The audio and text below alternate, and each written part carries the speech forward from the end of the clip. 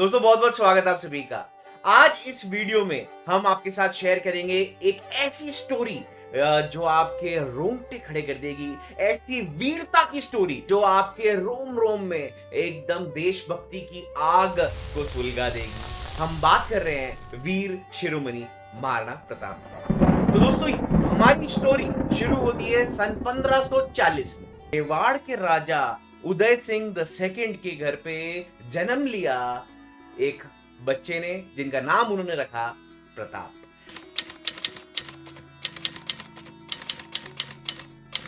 महाराणा प्रताप का जन्म हुआ कुंभलगढ़ किले में। 25 भाई बहन थे महाराणा प्रताप के। उन सभी भाई बहन में ये सबसे एल्डेस्ट थे, तो ये तय था कि आने वाले समय में ये राजा बनेंगे। अकबर की जब हम बात कर रहे हैं तो वो 14 साल के थे जब वो थ्रोन पे बैठे। उनका जन्म हुआ सन 1542 में। तो महाराणा प्रताप और अकबर आप कह सकते हो लगभग हम उम्र थे, सिर्फ 2 साल का दोनों में फर्क था। दोस्तों इन दोनों राजाओं के बीच में आगे चल के जो युद्ध हुए, उस युद्ध ने भारत की हिस्ट्री को बदल के रख दिया। तो दोस्तों पहले आपको बताता हूं अकबर के बारे में।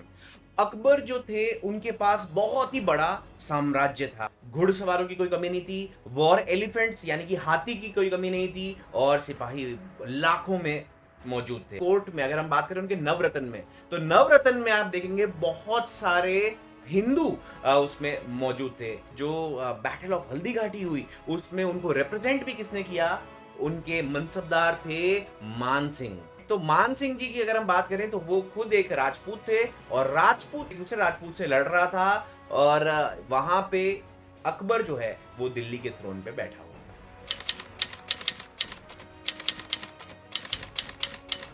दोस्तों महाराणा प्रताप की जब हम बात कर रहे हैं तो वो बहुत ही ज्यादा स्किल्ड थे वॉरफेयर में। तलवार चलाने की कला, भाला फेंकने में वो बहुत ज्यादा निपुण थे। उनकी कद काठी अगर आप देखेंगे तो ही आप समझ जाएंगे कि वो कितने ज्यादा शक्तिशाली थे। ऐसा कहा जाता है 7 फीट 6 इंच की हाइट थी। उनका वजन लगभग 150 से 160 किलो के बीच में था। इतने शक्तिशाली थे वो कि उन्होंने कई योद्धाओं को अपने ताकत, अपने बाहुबल से धूल चटा ली। 1568 में जब उनके पिता उदय सिंह द सेकंड अकबर से युद्ध हारे, चित्तौड़ का किला उनको छोड़ना पड़ा। उसके बाद उन्होंने कसम खाई कि मैं चित्तौड़ का किला जब तक नहीं जीतूंगा, जब तक मैं यहां पे कदम नहीं रखूंगा। दोस्तों सन 1572 में महाराणा प्रताप बैठे राजगद्दी पे। जैसे ही वो राजगद्दी पे बैठे, अकबर ने तुरंत अपने मैसेंजर्स को भेजा और बोला कि जाओ और जाके उनको बोलो कि मेवाड़ राज्य अब हमारे अधीन हो जाएगा, और हम यहाँ पे दिल्ली में रूल करेंगे, आप मेवाड़ में करना, पर आप रहोगे हमारे अंगूठे के नीचे। ये बात जब पता चली महाराणा प्रताप को, उनका खून हो गया आग बबूला। उन्होंने बोला बिल्कुल नहीं, मेवाड़ मेरी मातृभूमि है, मैं यहां से एक कण, एक इंच जमीन भी मैं सरेंडर नहीं करूंगा, मैं अधीनता अस्वीकार करता हूं। उन्होंने स्वीकार नहीं की। अब सोचिए, ये वो राजा जिसके पास कुछ हजार सैनिक मौजूद हैं, वो दिल्ली सल्तनत के रूलर अकबर से चैलेंज ले रहे हैं, जहां पे पूरा राजपुताना जो है लगभग सरेंडर कर चुका है अकबर के सामने, और वहीं पे महाराणा प्रताप ने डिनाई कर दिया कि प्राण जाए पर मेरी मातृभूमि का एक कण भी मैं किसी को लेने नहीं दूंगा। दोस्तों जब अकबर प्रयास कर रहा था लगातार कि किसी तरह से मेवाड़ अधीन हो जाए दिल्ली सल्तनत के, पर वो लगातार विफल हो रहे थे, इतने में एक र्यूमर, एक अफवाह फैल गई कि महाराणा प्रताप ने मान गए हैं, स्वीकार कर लिया है सरेंडर करना।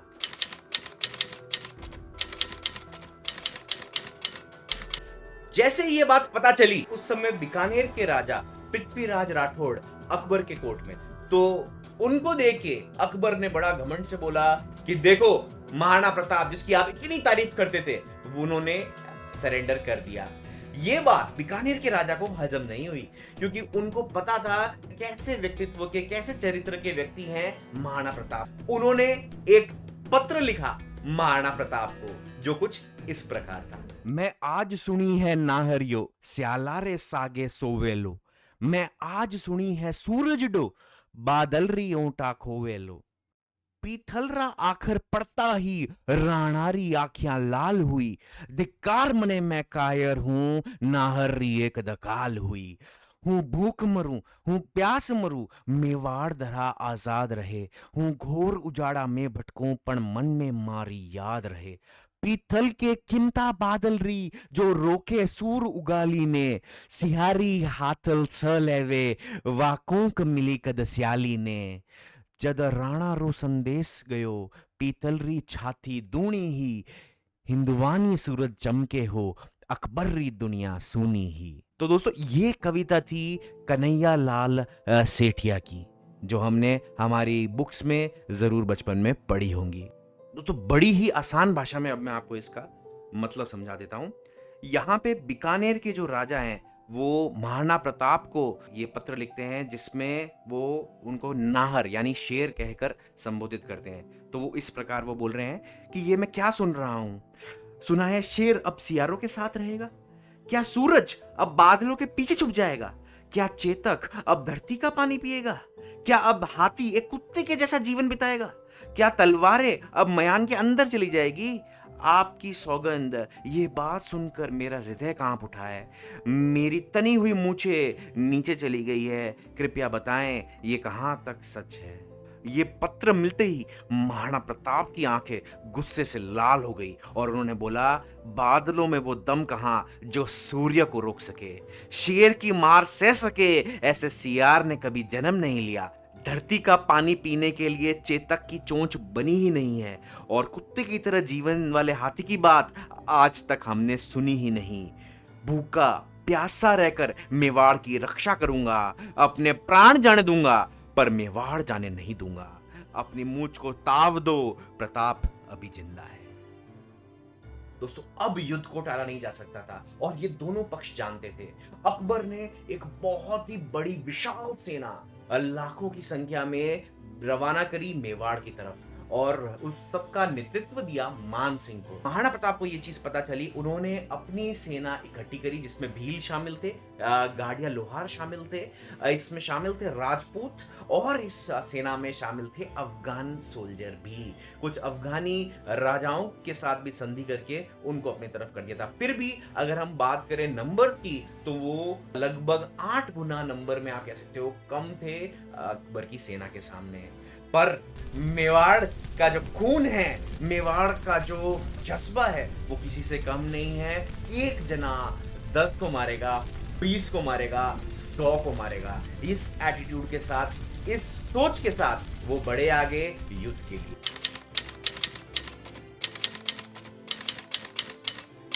तो वो दिन आया, वो दिन था 18 जून 1576। दोनों सेना आमने सामने थी और महाराणा प्रताप ने वो जो जगह है जहां पे ये युद्ध होना चाहिए, वो जगह उन्होंने चुनी हल्दी घाटी। आज की डेट में अगर हम हल्दी घाटी की बात करें तो वो राजसमंद डिस्ट्रिक्ट में आता है और लगभग 60 किलोमीटर दूर है वो उदयपुर से। दोस्तों 4 घंटे तक ये भीषण युद्ध चलता रहा। मतलब हल्दी घाटी से शुरू होकर ये रक्तलाई जो जगह है आज मेवाड़ में, वहां तक ये चला। तो इतना दूर तक ये युद्ध चला, सोचिए कितनी बड़ी सेनाएं होंगी जो आपस में टकराई। महाराणा प्रताप जब युद्ध कर रहे थे, उनको देखकर सभी लोग बहुत ज्यादा भयभीत हो रहे थे। कारण क्या है, सोचिए आप, 7.5 फुट का वो राजा, और वो बैठा है कवच लेके, 35 किलो की तलवार लेके, एक बड़ा सा भाला लेकर अपने साथ, और ऐसे विशालकाय आदमी को देख के कोई भी भयभीत हो जाएगा। जब वो बैठे हैं एक घोड़े के ऊपर, और वो घोड़ा जो है वो भाग रहा है इतना तेज कि कोई उसको देख भी नहीं पा रहा है। हम किसकी बात कर रहे हैं, किस घोड़े की बात कर रहे हैं? हम बात कर रहे हैं चेतक की। एक बार एक व्यापारी जो घोड़ों का सौदा किया करता था, वो आया महाराणा प्रताप के पास और 3 घोड़े लेकर आया। पहले का नाम था अतक, दूसरे का नाम था नतक, और तीसरे का नाम था चेतक। उस समय घोड़ों को परखने के लिए एक 5S टेस्ट हुआ करता था। Number 1 strength, number 2 stamina, number 3 swiftness, number 4 saddle trained, and number 5 sure footed. इसका क्या मतलब हुआ? पहला, स्टेमिना अच्छा होना चाहिए घोड़े का, ऑब्वियसली भाग रहा है, थकना नहीं चाहिए जल्दी। सेकेंडली, ताकत होनी चाहिए कि बड़े से बड़ा योद्धा भी अगर उनके ऊपर बैठा है पूरे कवच अस्त्र शस्त्र के साथ, तब भी वो उनको भगा के जो भी जहां पे भी जाना चाहता है सवार वहां पे लेके जा सके। तीसरा था स्विफ्टनेस, कितना जल्दी वो पलट सकता है, अगर कोई वार हो रहा है तो क्या वो बच सकता है, तो स्विफ्ट कितना है, कितना फुर्ती से वो घूम सकता है इधर उधर। चौथा सैडल ट्रेंड, यानी कि खुद तो घोड़ा तो बहुत तेज है पर क्या वो सवार को बैठाकर क्या वो अपनी फुर्ती दिखा सकता है क्या, तो वो है सैडल ट्रेंड। और नंबर 5 श्योर फुटेड, ऐसा तो नहीं डरता है, अपने पैर रखने से पहले सोच रहा है बहुत ज्यादा, आग लगी हुई है तो जा नहीं रहा, हाथी है तो हाथी को देखे डर तो नहीं रहा, श्योर फुटेड, कॉन्फिडेंस कितना है घोड़े। ये होता था 5S टेस्ट। महाराणा प्रताप को ये समझ में आ गया था कि ये तीनों घोड़े बहुत ही ज्यादा काबिल हैं, तो उसमें चेतक को उन्होंने अपने खुद के पास रखा और नतक को अपने भाई शक्ति सिंह जी को दे दिया।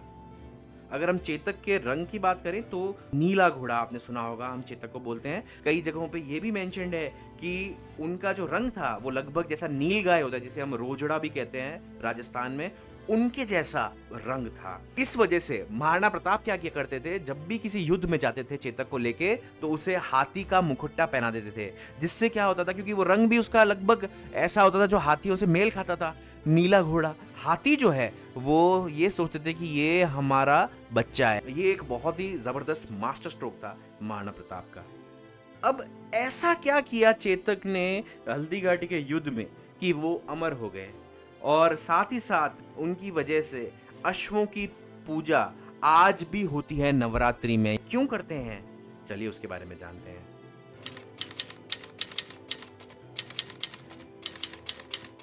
दोस्तों 162 किलो के महाराणा प्रताप, उनके साथ पूरा अस्त्र शस्त्र से लदपद होके वो लड़ाई कर रहे हैं, तो सोचिए 200 से 250 किलो का वजन अपने ऊपर लेकर और वो घोड़ा भाग रहा है फुल स्पीड में। उसके ऊपर कई सारी कविताएं लिखी गई है, जिसमें से एक मैं आपके साथ शेयर करना चाहूंगा। दोस्तों श्याम नारायण पांडे जी की कविता है चेतक के ऊपर। रणबीच चौकड़ी भर भर कर चेतक बन गया निराला था, राणा प्रताप के घोड़े से पड़ गया हवा का पाला था, गिरता न कभी चेतक तन पर, राणा प्रताप का कोड़ा था, वह दौड़ रहा अरि मस्तक पर या आसमान पर घोड़ा था, जो तनिक हवा से बाग हिली लेकर सवार उड़ जाता था, राणा की पुतली फिरी नहीं तब तक चेतक मुड़ जाता था। तो दोस्तों इसका मतलब क्या है कि इतना तेज था वो, हवा की रफ्तार से वो चल रहा था। महाराणा प्रताप को उसको कोड़ा मारने की भी जरूरत नहीं पड़ती थी, वो बस अपनी नजर घुमाते थे और जिस तरफ देखते थे उस तरफ चेतक मुड़ जाता था। दोस्तों हल्दी घाटी के युद्ध के दौरान जब महाराणा प्रताप मुगल सैनिकों का गला काट रहे थे, उस बीच उनको दिखा मान सिंह। महाराणा प्रताप ने चेतक को दौड़ाया और सीधा गए मान सिंह के पास। जैसे ही मान सिंह के पास गए, चेतक ने अपने दोनों पैर उठाए और हाथी के सर पे रख दी। महाराणा प्रताप ने भाला फेंका, मान सिंह बच गया, पर चेतक की जो पिछली टांग थी वो हाथी की सूंड में जो तलवार थी उससे वो कट गई। अब 3 टांग पे वो घोड़ा है और महाराणा प्रताप चारों तरफ से घिरे हुए हैं। सभी को हार दिखने लगी सिवाय चेतक को। चेतक ने अपने पूरे वेग से, पूरी ताकत से 3 टांगों पे वो दौड़ना चालू किया और पूरी मुगल सेना के ऊपर से छलांगे लगाता हुआ वो कूदता रहा। सोचिए पैर कटा हुआ है, पूरा खून लगातार बह रहा है और वो 3 टांगों पे वो भाग रहा है फुल स्पीड से। एक नाला दिखा चेतक को जो करीबन 25 फीट चौड़ा था। चेतक ने ये समझ लिया कि अगर इस नाले को मैंने क्रॉस कर लिया, उस तरफ पहुंचा दिया तो सेफ्टी हो जाएगी, क्योंकि मुगल सैनिकों को काफी समय लगेगा दूसरी तरफ आने में। चेतक ने ऐसा कुछ किया जो किसी ने कल्पना भी नहीं की थी। पूरे वेग से दौड़कर वो 25 फीट के नाले की छलांग लगा दी 3 टांगों पर अपने प्राण त्याग दिए। जिसके बाद महाराणा प्रताप फूट फूट कर रोने लगे, क्योंकि उनको चेतक से अपने बच्चे की तरह प्रेम था।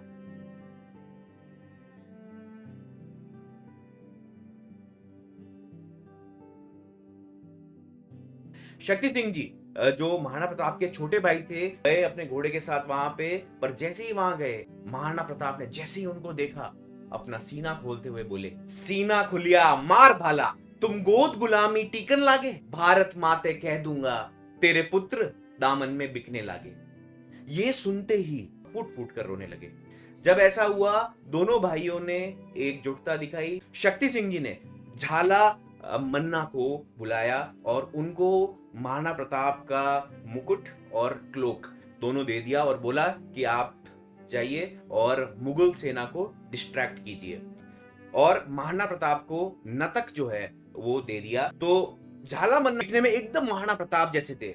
उन्होंने घोड़े पे बैठ के सीधा हमला किया मुगल सैनिकों पे और काफी समय तक झाला मन्ना ने मुगल सैनिकों का गला काटा। चारों तरफ से वो गिर चुके थे और मुगल सैनिकों ने उनके प्राण ले लिए। उन्होंने जाके देखा नजदीक से तो देखा ये तो महाराणा प्रताप नहीं है। मुगल सेना का पूरा मनोबल टूट गया। झाला मन्ना ने अपनी मातृभूमि के लिए अपने प्राणों की आहुति दे दी। सोचिए दोस्तों, इस तरह के वीरों की कहानी हमें जानना कितना ज्यादा जरूरी है। इसके बाद महाराणा प्रताप और शक्ति सिंह जी दोनों एक हुए और एक होने के बाद जितने भी किले मुगल सेना ने मेवाड़ से छीने थे वो सभी किले वापस हासिल कर लिए, सिवाय मंगलगढ़ और चित्तौड़ के। शक्ति सिंह जी के जो वंशज हैं उन्हें शक्तावत कहते हैं और शक्ति सिंह जी का योगदान मेवाड़ हिस्ट्री में बहुत बहुत ऊंचा है। शक्ति सिंह जी के लिए एक दो पंक्तियां मेवाड़ राज्य में बहुत प्रचलित है जो मैं आपके साथ शेयर करना चाहूंगा। शक्ता थारी शक्ति नु हरी जाने ना कोई, शुरा थारी हुंकार सू महाकाल निकट ना आए। दोस्तों 4 घंटे तक ये युद्ध चला। अब ऐसा कहा जाता है कि ये जो युद्ध है इसमें ना कोई हारा ना कोई जीता। कई जगह ये कहा जाता है, ये लिखा गया है कि ये जो युद्ध है ये असली में जीता था महाराणा प्रताप ने। अब इसके बारे में मैं कुछ आपको यहाँ पे पॉइंट्स दिखाना चाहूंगा। ये देखिए, कई सारे हिस्टोरियंस हैं जिन्होंने ये क्लेम किया है कि असली में ये जो जीत थी वो महाराणा प्रताप की थी। मुगलों ने बाद में जाके इतिहास बदल दिया।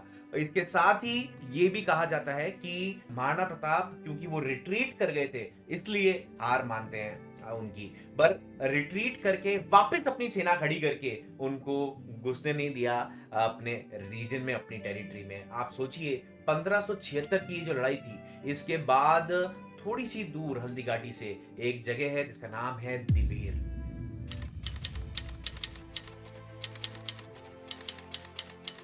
दिवेर में फिर से अपनी सेना इकट्ठी करने का जुनून अब महाराणा प्रताप के सर पे सवार हो चुका था।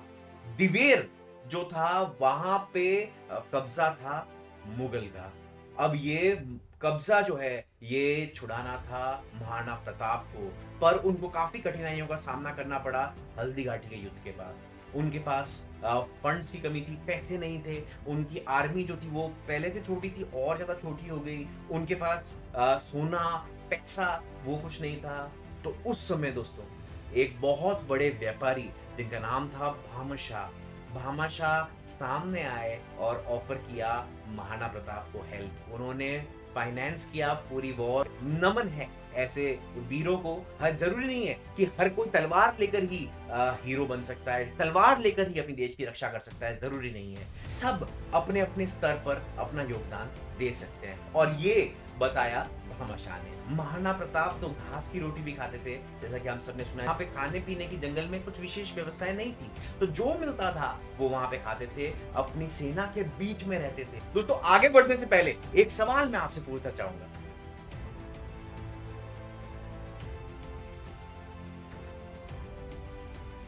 दोस्तों हल्दी घाटी के युद्ध के 6 साल बाद अकबर ने फिर से अपनी एक विशाल सेना भेजी दिवेर में, क्योंकि उनको अंदेशा हो चुका था कि महाराणा प्रताप अपनी सेना के साथ दिवेर पे हमला करने वाले हैं।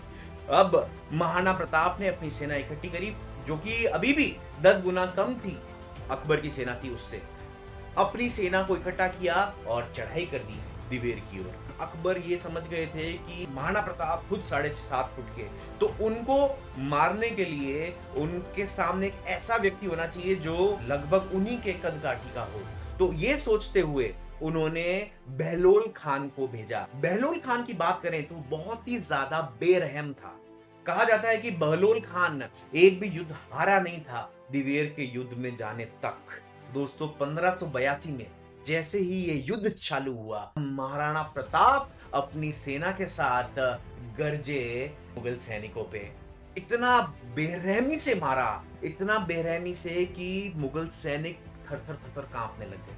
आप सोचिए कि महाराणा प्रताप का जो बेटा था अमर सिंह जी अपने घोड़े से छलांग लगाई और सुल्तान खान जो कि एक बहुत ही अच्छा वॉरियर था मुगल सेना का, वो अपने घोड़े पे बैठा था, उसके ऊपर भाला फेंक के हमला किया और वो भाला गया सीधा छाती में सुल्तान खान की छाती से चीरता हुआ उनके घोड़े को चीरता हुआ वो धंस गया जमीन में। ये देखा पहले मुगल सेना ने, उसके तुरंत बाद उन्होंने देखा बहलोल खान और महाराणा प्रताप आए आमने सामने। महाराणा प्रताप ने अपनी तलवार उठाई और बहलोल खान को घोड़े से चीर दिया। जैसे ही ये हुआ, ये देखते ही मुगल सैनिकों ने हार तुरंत स्वीकार कर ली, अपने हथियार डाल दिए।